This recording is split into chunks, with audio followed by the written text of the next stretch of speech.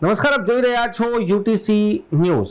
વડોદરા માટે હવે એક વાત તો નક્કી થઈ ગઈ છે કે નેતાઓ ચૂંટણી લડશે અને જનતાના મુદ્દા પર જનતા પોતે લડશે। વડોદરા સિટીઝન ફોરમના બેનર તળે વડોદરાના પ્રબુદ્ધ નાગરિકો હવે વડોદરા શહેર જિલ્લાના વિદ્યાર્થીઓના શિક્ષણ માટે લડત શરૂ કરી છે। પહેલું પગથિયું ચાન્સેલરને આવેદનપત્ર આપવામાં આવ્યું છે। મહારાજા સયાજીરાવ યુનિવર્સિટીના ચાન્સેલર રાજમાતા શુભાંગીની દેવીને આજે વડોદરા સિટીઝન ફોરમના સભ્યો દ્વારા રાજમહેલમાં જઈ તેમને એક આવેદનપત્ર આપ્યું છે।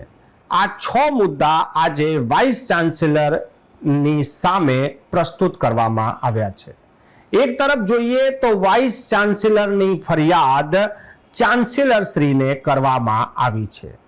વડોદરા શહેરમાં આ પાછલા 1 મહિનાથી યુનિવર્સિટીના મુદ્દે વિદ્યાર્થીઓનું શિક્ષણ બગડી રહ્યું છે તે મામલે વિરોધ પણ થઈ રહ્યા છે, દેખાવા પણ થઈ રહ્યા છે, રજૂઆતો પણ થઈ રહી છે, પરંતુ નેતાઓએ જાણે કે હવે હાથ અદ્ધર કરી દીધા છે। ત્યારે હવે જનતા પોતે આ લડાઈ લડવા માટે મેદાનમાં આવી ગઈ છે। પાછલા સમયમાં આપણે જોઈએ તો જે નેતાઓ હાલ સત્તામાં છે તે ભૂતકાળમાં ક્યાંક ને ક્યાંક યુનિવર્સિટીમાં અભ્યાસ પણ કરતા હતા અને નેતાગીરી પણ કરતા હતા, પરંતુ હવે જ્યારે તેઓ નેતા જ બની ગયા છે, પદ પર આવી ગયા છે, ત્યારે તેમને પાર્ટીનું પ્રોટોકોલ નડી રહ્યું છે।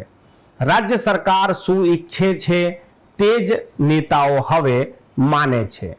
જનતાના પ્રશ્નો પર ખુલીને બહાર આવવાની જે ફિતરત હતી તે હવે જાણે કે નેતાઓ ભૂલી ગયા છે। આજે વડોદરા સિટીઝન ફોરમ દ્વારા જે આવેદનપત્ર આપવામાં આવ્યું છે, આ આવેદનપત્રમાં જે 6 માંગ કરવામાં આવી છે, આ માંગોને લઈને આજે જ્યારે તેઓ રાજમહેલ ગયા, રાજમાતા શુભાંગીની દેવી સાથે મુલાકાત કરી, તેમને રજૂઆત કરી। હવે જોવાનું એ રહેશે કે આ જે મુદ્દાઓ છે તેમને રાજમાતા ક્યાં સુધી લઈ જાય છે। સવાલ વડોદરાના વિદ્યાર્થીઓનો છે, તેમના ભવિષ્યનો છે, પરંતુ વડોદરાની જનતા આ મુદ્દે પણ જે રીતે નીરસ છે અને તેમને તો જાણે કે કોઈ રસ જ નથી। બુદ્ધિજીવી લોકો તો આને રાજનીતિ કહીને ક્યાંક ને ક્યાંક ચાલતી પકડે છે, પરંતુ સવાલ એ છે કે જ્યારે કોઈ ઊભું નથી થતું ત્યારે આ લોકો ઊભા થયા છે। આ લોકોની વહારે જનતાએ આવવું જોઈએ। આજે તમને આનાથી ફરક નહીં પડે, પરંતુ ભવિષ્યમાં તમને આનાથી ફરક પડશે।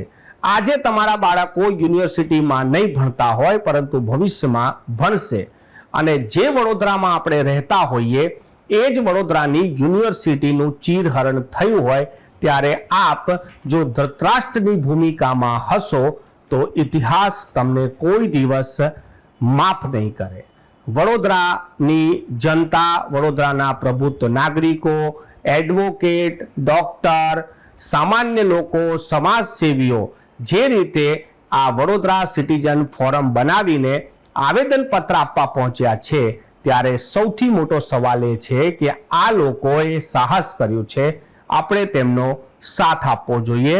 જો મહારાજા સયાજીરાવ યુનિવર્સિટીને બચાવવી હોય અને તમારા વિદ્યાર્થીઓ, તમારા બાળકોના ભવિષ્યની ચિંતા કરવી હોય, બાકી રાજનેતાઓ તો ચૂંટણી લડશે, જીતશે અને સત્તા ભોગવશે, પરંતુ જનતાના પ્રશ્નો તો હવે જનતા પોતે જ લડત આપશે।